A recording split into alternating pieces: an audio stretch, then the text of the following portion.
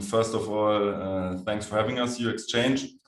It's really cool to be here. We haven't done a format like this in quite a while, so thanks for the opportunity.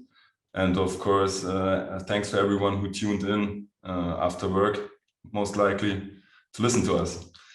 Well, our talk today, from startups to corporations, how funding as designers helps to establish a product mindset. In that talk, we pretty much gonna just share some of our experiences with you guys. So this is Paul and I'm Max, and we founded the website Heere.de, and also we are currently working as UX designers for Rewe Digital.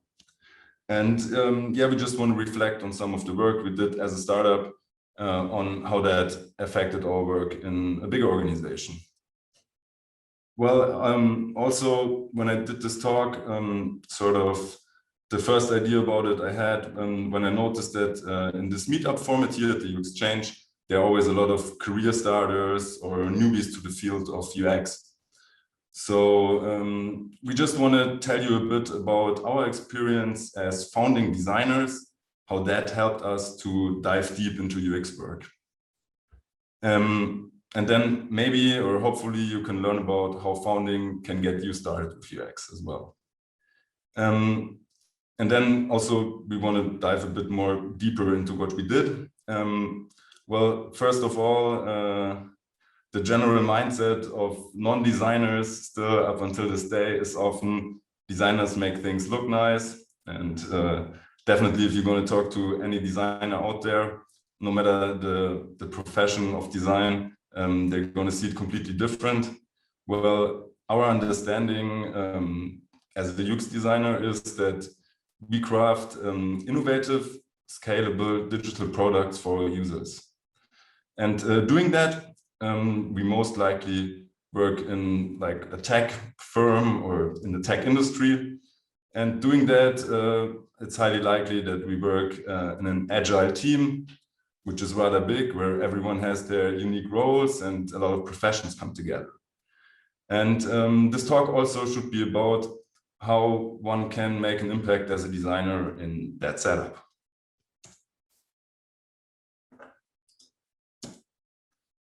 Yeah, well, as I said, we are also working, or we are currently full-time working at Rewe Digital. We are working on the Penny website and the Penny online shop, at least I am. And also I'm the co-founder of Heere. Yeah, so just a quick introduction from my side as well. As Max already told you, I'm Paul. I'm also senior UX designer at Penny.de, no, Penny app actually, but at Rewe Digital. But our fields often cross the roads. And also the co-founder, or rather part-time co-founder at the moment of Heere.de. And just to give you an idea, I guess not the most of you will know what Heere is. It's a multi-sided marketplace, just like Airbnb for cameras and everything that is related to gear. So you can rent out your camera to other people, fully insured, and make money while not using it. And just some quick stats. We are currently having around 15,000 finished rents or transactions, 18,000 users, and around 70,000 pieces of equipment. So if you need some cameras, you can check by. But this shouldn't be an ad. So let's go on. Yeah, right. Let's move on. So in the beginning, there's often the question how to get into UX, or some of you might ask that question yourself. So, well, there are all kinds of entry points to that field, like all the bullet points you see there. I have colleagues, UX colleagues coming from those areas, or work with people coming from that areas in UX. Well, in our case, we were mostly visual designers before we started with UX. And basically, so we studied here in Cologne, just integrated design at Cologne International School for Design. And we were mostly doing video or photography or normal communicational design. And then just in the end of our studies, we were more getting into UX work. But honestly, when we did the first screen designs or started working with developers, or even in the first half year of Heere, I never really heard of the term UX. That was in 2015, 2016. So the whole area was really young, but I never really considered myself a UX designer, but I was just sort of like a designer that wanted to get the job done. But what is still really cool is that this field is so accessible for people from all kinds of areas and from all kinds of professions. But rather than how to get into UX, more interesting is actually how to get started with UX. And so the best case to get started with UX is your own project. You will be responsible for your project and product, and you will have the chance to make mistakes and to learn from those and fail a lot and just have this holistic learning experience that you don't really get when you don't have a lot of responsibility. Well, your own project does not necessarily have to be like the big startup or a company. It can be basically any hypothetical project that you put out as a prototype, for instance, even a paper prototype, or maybe a more high fidelity or low fidelity prototype. In my case, looking back, sort of the first UX project I did was just my own portfolio page that I realized with WordPress. But even that was sort of like, yeah, a good learning experience. Or you can get started with UX as we did and just for the own company. And yeah, and when you do that, when you get started, it really helps to sort of have a method that is sort of like the one thing you can relate to when you start. In our case, it was the lean startup method. And now I'm just going to tell you how this method looks like in a nutshell. So most likely you've seen a graph like that in some way, but I'm just going to try to break it down for you. So in the beginning of this innovation process, there is always problems counting, just identifying some pain points, and then have an ideation how to solve these pain points, and then research. For instance, if your idea is marketable, then you take that into a prototype that you can test, ideally with real users. And from that on, you can just iterate your prototype or your product and repeat the process all over again, find new problems, and then from that on, just better your prototype. And yeah, this is not like a very new concept. It's basically the principle of design thinking.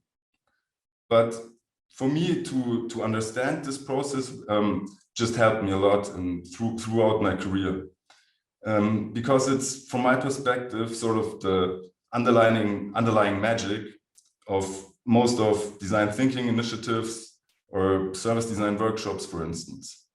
And you can just apply it to basically everything you do, like standard screen design or mockup. Doing that, you can realize complete features. And then also it's sort of the bottom line of an agile mindset. Like that's why we work in agile teams and we do sprints and so on. You can even use it to create complete business models with it, or do a change process in a big organization with this method. Essentially, for instance, at Rewe, we have a user research lab. We have a user research department. We work with A/B tests and so on. And basically also that relies a lot on that method.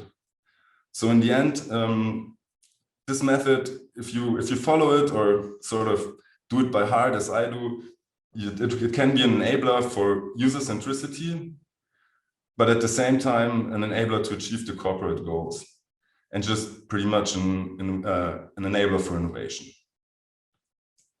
If you want to find out more about it, I highly recommend this book, The Innovator's Method. It helped us a lot with Heere, and you can find it in the Miro board. So, all right, already a lot of theory. Now Paul is going to take over and show how we practically work with it. Yeah, thank you, Max.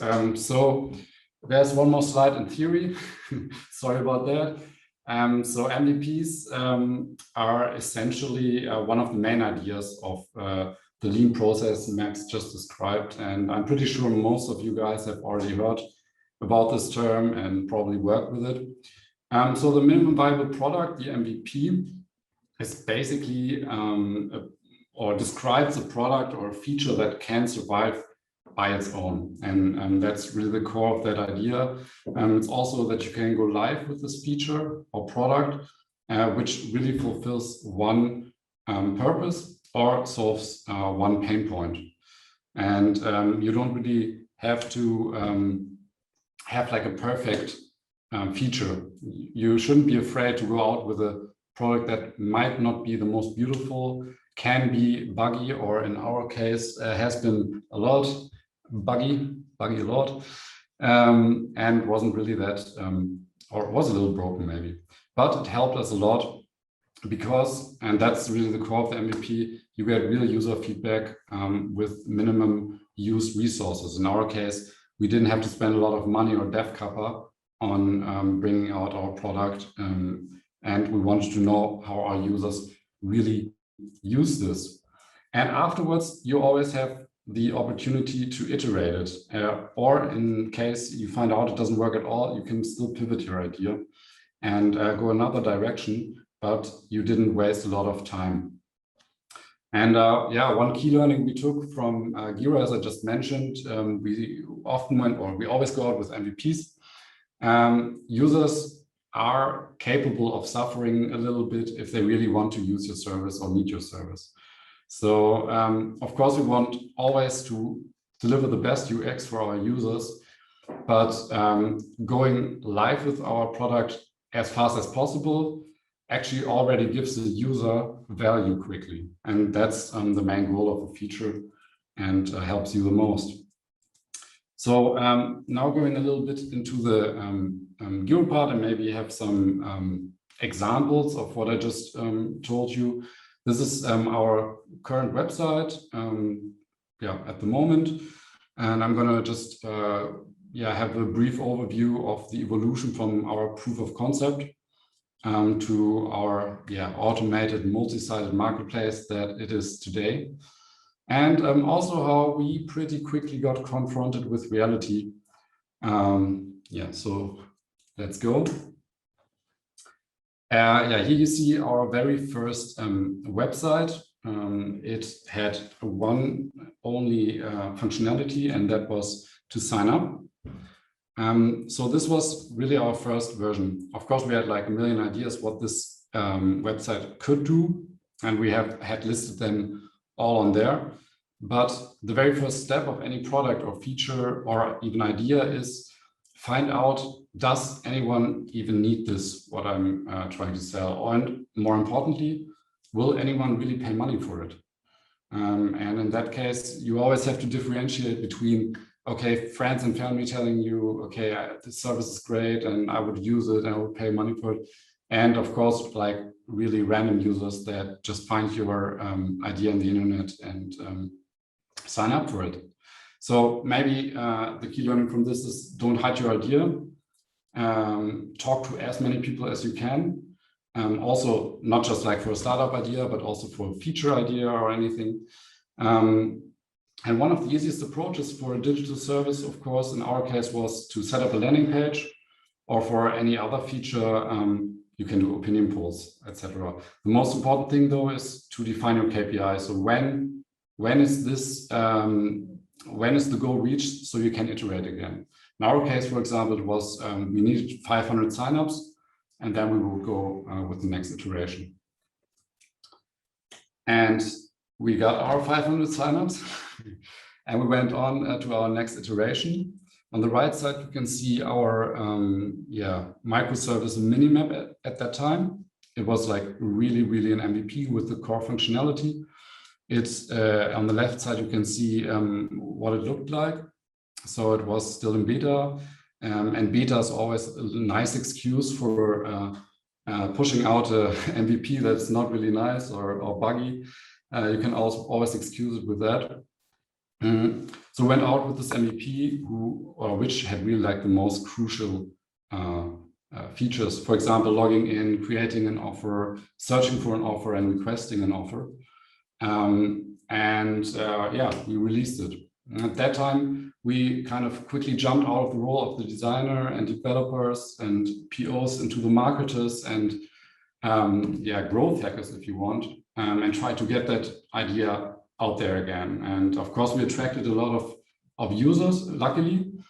We also attracted a lot of internet crime and fraud, or maybe it was not a lot of it, but it was quite some.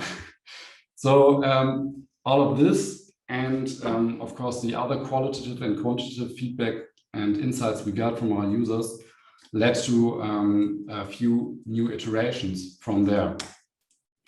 So as I just said, we got confronted with internet crime and fraud.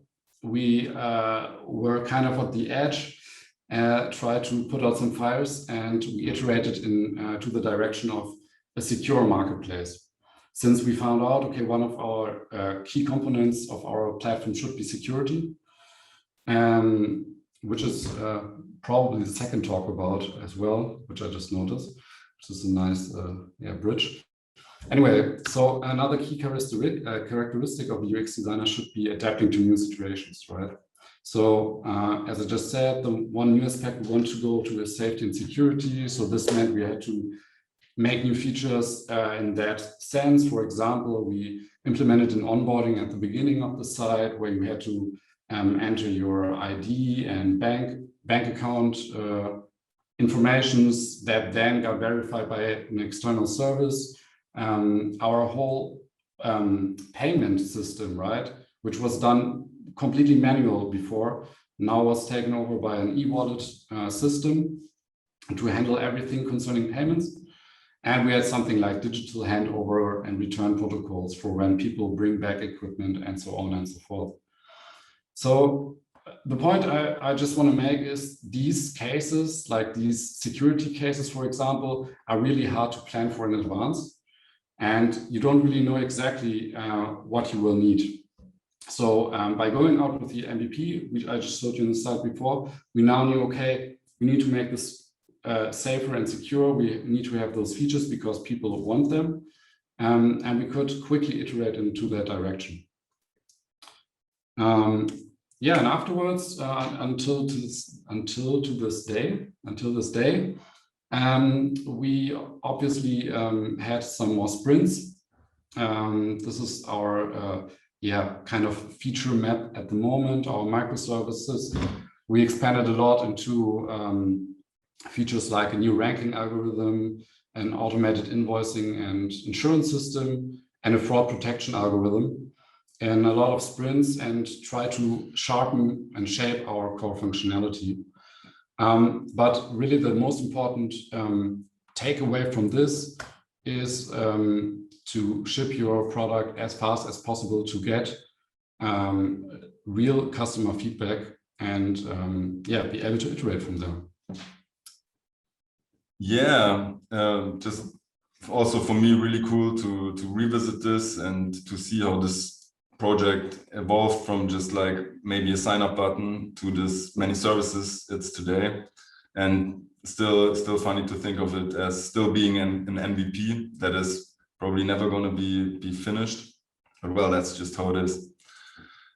So anyways, now coming to the end of the talk, I just want to reflect a bit on how our experiences that we gathered during founding Heere is now actually influencing our day-to-day work. And I came across this term, the T-shaped designer, and I'm just going to tell a bit about how I interpret this term. So, well, when you found a startup, you always have a lot of constraints, right? You have limited budget, you have, for budget is short for sure, and then you have limited talent at hand.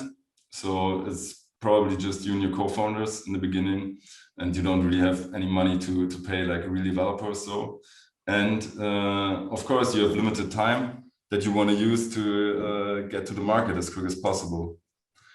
And as Paul already said, you will be working in so many different business-related areas, such as marketing. So you would just want to get the word out there and actually get a user to use your product, especially in the beginning. You will be taking care of the tech or working very closely with people from tech. You want to definitely make sure that someone finds you on Google, and you want to have nice conversations with your users that get in touch with you through your touch points. And for sure, you just want to constantly evolve your business model and so on. So basically, you'll be active in all those areas, taking on different roles that you might know from your day-to-day work, such as being the PO or Scrum Master, being the developer, or working very closely with developers under understanding development. You manage quite a bunch of stuff, and essentially you're still the designer, crafting sort of the digital product that people interact with.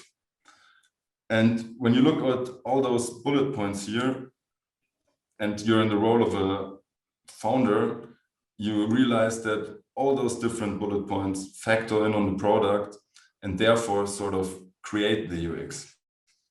So now, looking at this and going back to a bigger organization, I found that sort of still the same constraints apply. There's probably much more budget involved, but then also the talent is more expensive, and well, the time is still limited. And one good thing is you don't have to do it all by yourself anymore. So you will have great talent to work with from all those areas that you see here. But then essentially this sort of sometimes creates some bad vibes. For instance, even myself, I hear myself saying sometimes, marketing is not listening to what I say as a UX designer, and this is not good for the user. And therefore the product is not going to be as my intention is. But then what I'm always trying to be is like not saying it's someone else's fault, but take that person's perspective. And just having this mindset makes collaborating with your stakeholders so much easier and more efficient. And it also allows you to maybe sometimes step back as a designer and change your product to the needs of the complete business. So having experience in all those areas allows you to also find out if there's something missing. So make out the delta and, you know, maybe challenge some of your colleagues or co-workers, and also jump in, if possible, yourself and just do it yourself. But yeah, essentially, the point I want to make here is you just really want to collaborate with all the talent at hand to get the job done, to really sort of craft a good UX. And yeah, that's pretty much it. So coming to an end, it's your turn now, be a co-founder. Like those ideas we just brought to you really helped us, not only founding Heere, but co-founding products such as the Penny app or Penny website at Rewe Digital, and, well, at least from our perspective, make an impact as a designer. Thanks for listening. It's your turn now anyways, since we're continuing with Q&A.